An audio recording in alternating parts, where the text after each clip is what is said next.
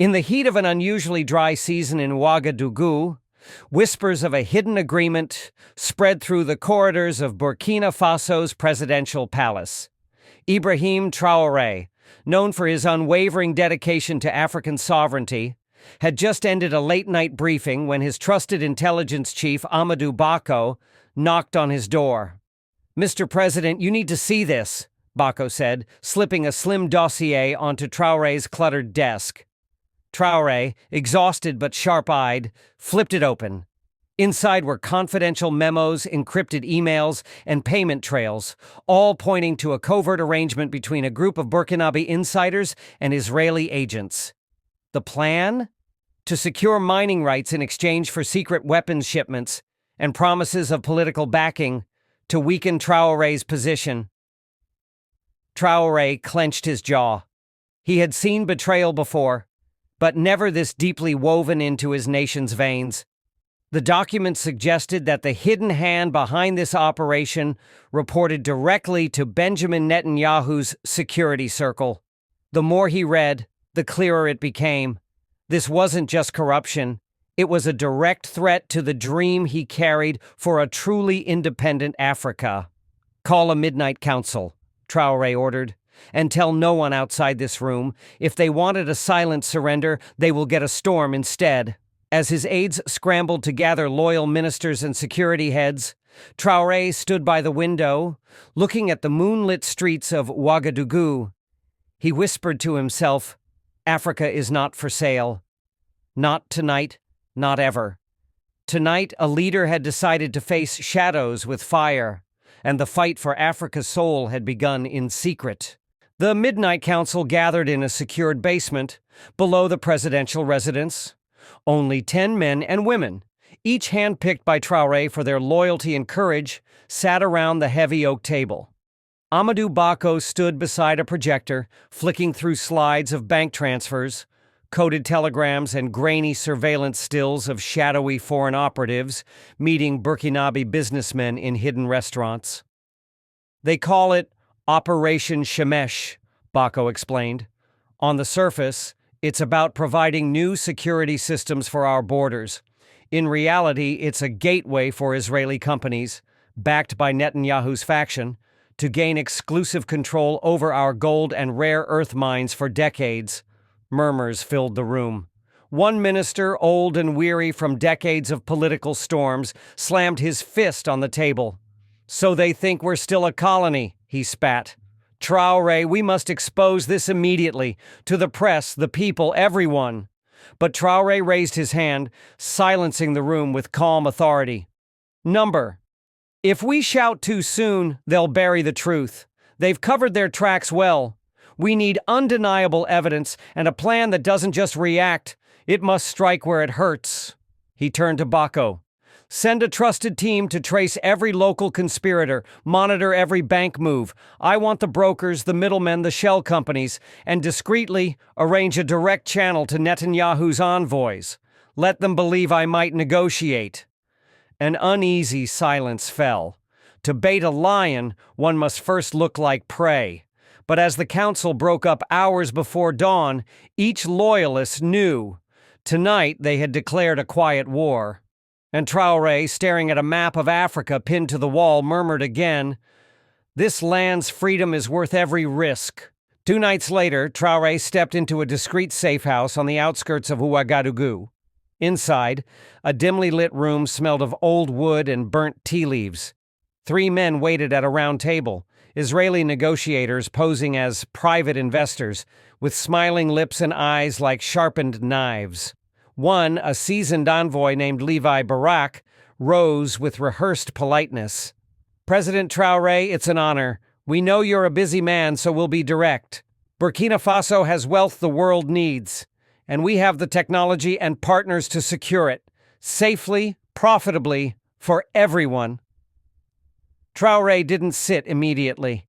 He paced slowly, his boots echoing on the cracked tile floor. "Mr. Barak," he said, voice calm but slicing through the air. "My people dig that gold with hands blistered by decades of poverty. Yet foreign banks hold more profit than our villages have clean water. Tell me, How does your plan change that? Barack's smile flickered. We guarantee jobs, infrastructure, security assistance. Israel has defended itself in hostile conditions for decades. Your nation could benefit from our expertise. Traoré leaned forward, finally sitting, his eyes locked with Barack's. What you offer is control disguised as protection. We've seen this script before. It ends with our children guarding gates to mines they'll never own. Silence. One envoy coughed, filling the void with false civility.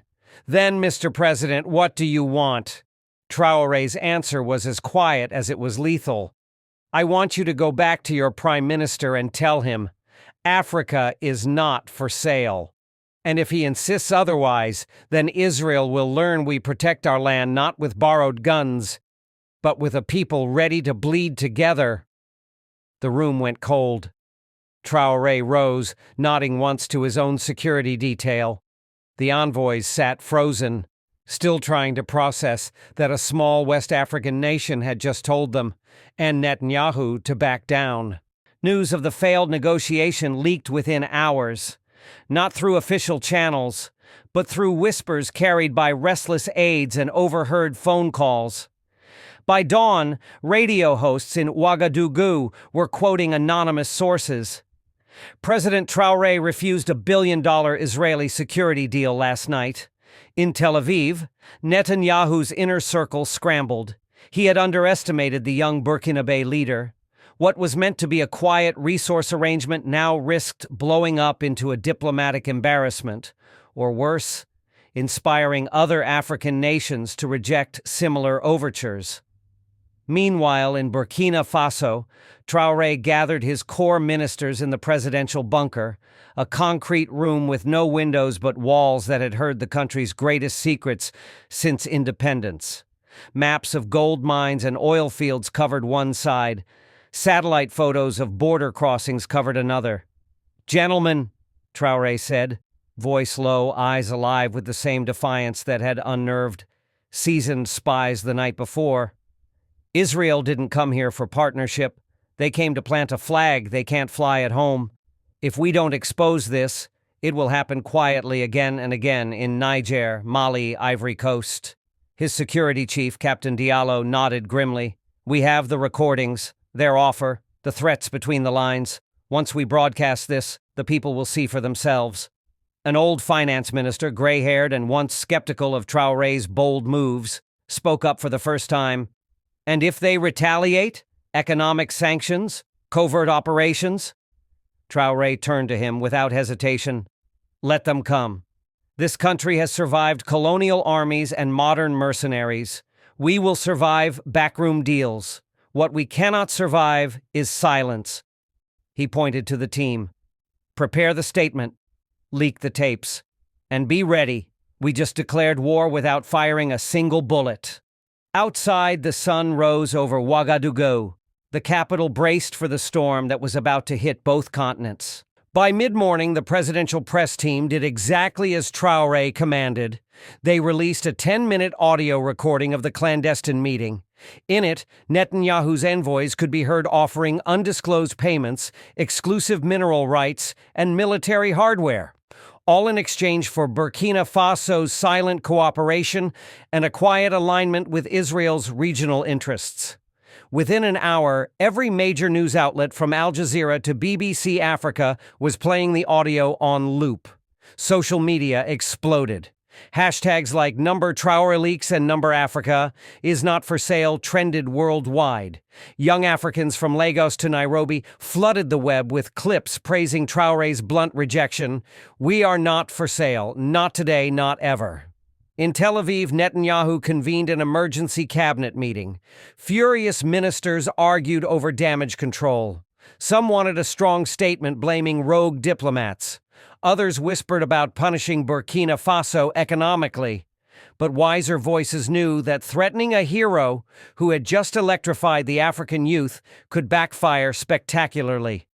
Back in Ouagadougou, Traoré's residence was now a fortress. Armored vehicles lined the avenue. Foreign correspondents camped outside the gates hoping for a glimpse of the president who had publicly embarrassed a regional powerhouse. Inside, Captain Diallo laid out the morning's security brief. Suspicious drones near the border, spikes in chatter on encrypted lines, rumors of mercenaries sniffing for vulnerabilities. They will test us now, Diallo warned. Traoré just smiled, a smile that unnerved both friends and foes. Good, let them test us. We have nothing to hide and now nothing to lose. He paused, eyes sweeping the room. Prepare for the next move. Africa is watching, and this time, we lead. The next 48 hours turned Burkina Faso's capital into the beating heart of a continental storm. Student groups organized spontaneous rallies in the city squares, waving handmade signs that read, "Our land, our rules," and "Traoré speaks for us all."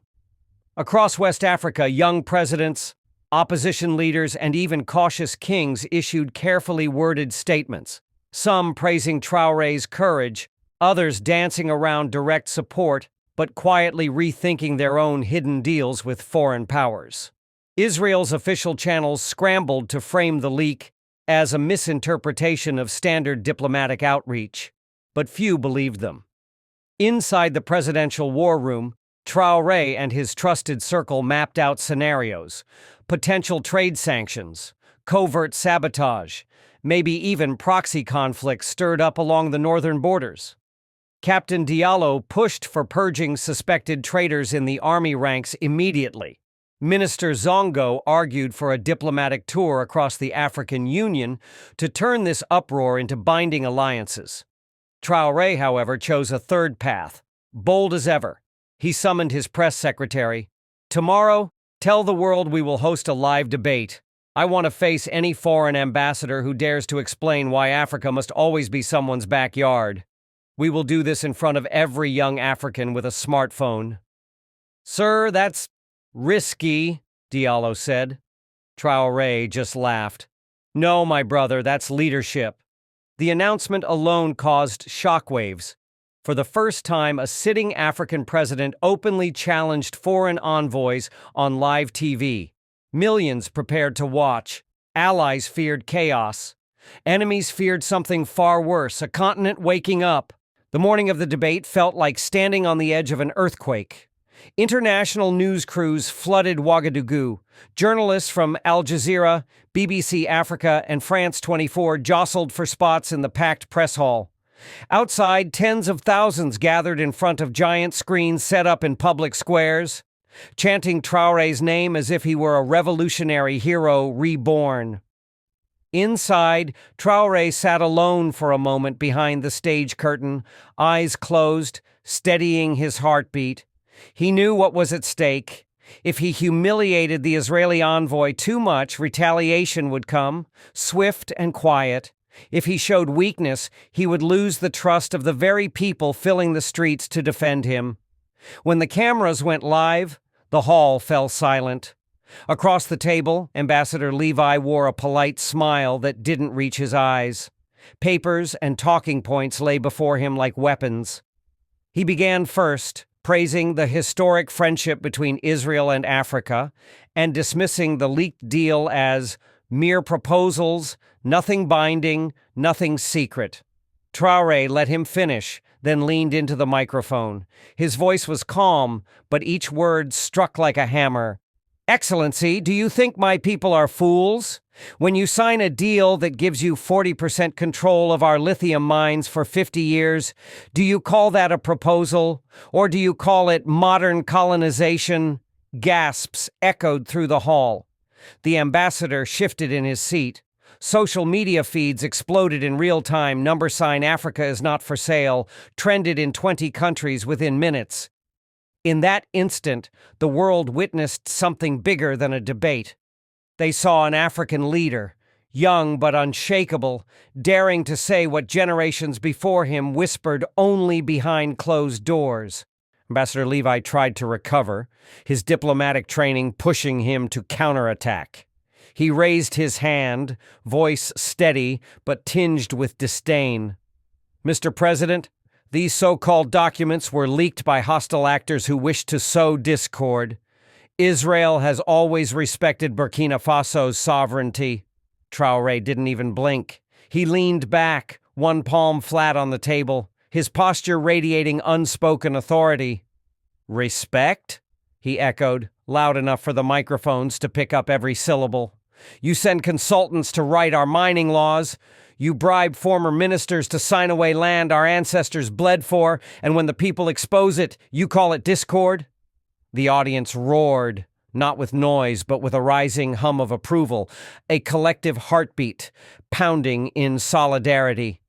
Even some delegates from other African nations, seated in the hall as observers, nodded discreetly, emboldened by Traoré's refusal to be cowed by polite threats.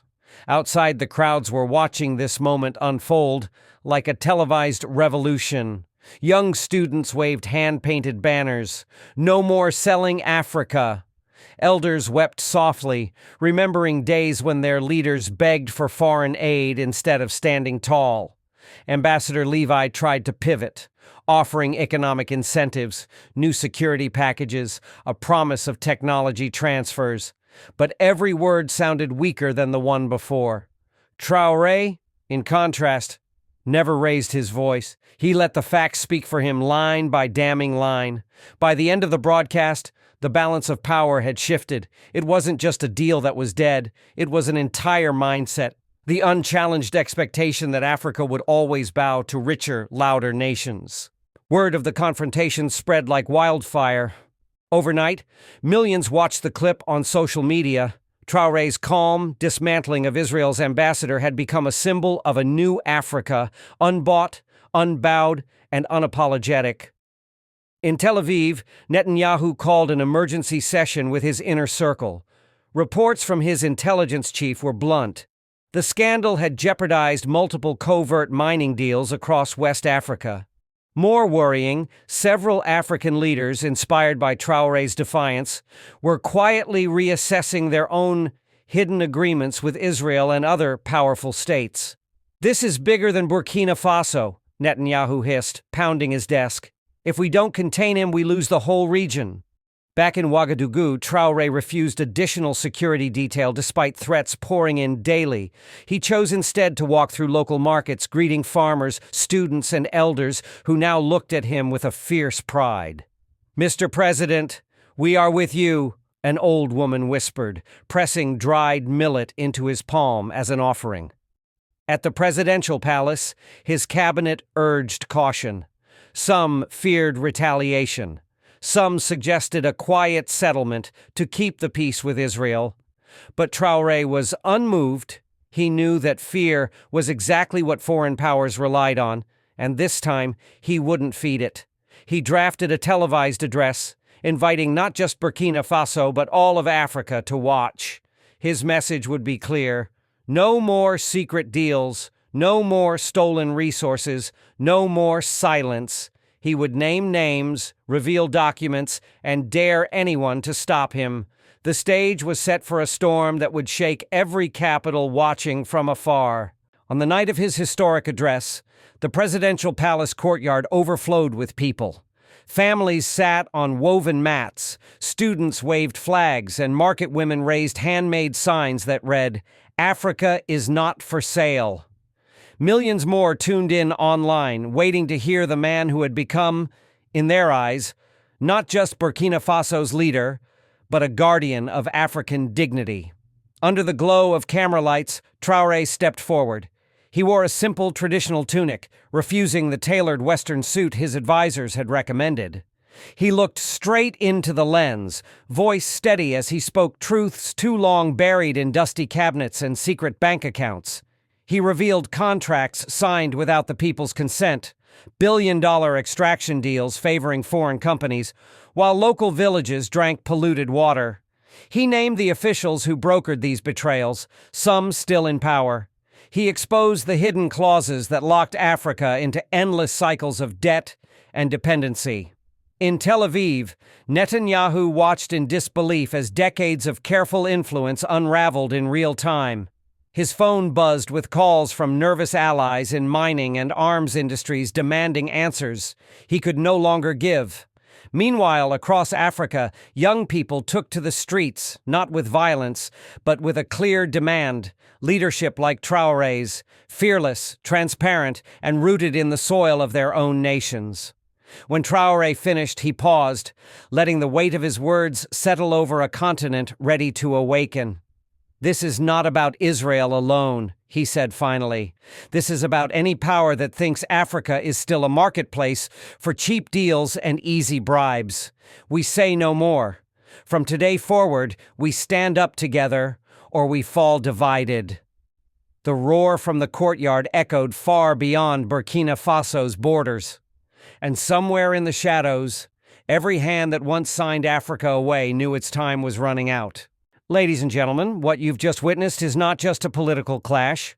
It's a declaration that Africa will no longer be bought, silenced, or divided behind closed doors. Ibrahim Traoré's stand against hidden deals and backroom betrayals has ignited a fire across a continent long underestimated. This story reminds us that real power does not lie in secret signatures or foreign bank accounts. It lies in the voices of ordinary people demanding dignity, fairness, and self-determination. It is a warning to any force that still sees Africa as a pawn to be played, rather than a partner to be respected. As you leave this video, remember, the future belongs to those who refuse to bow, who expose corruption no matter how high it reaches, and who remind the world again and again that Africa is not for sale. Stay awake, stay united, and never stop fighting for the truth. Thank you for watching.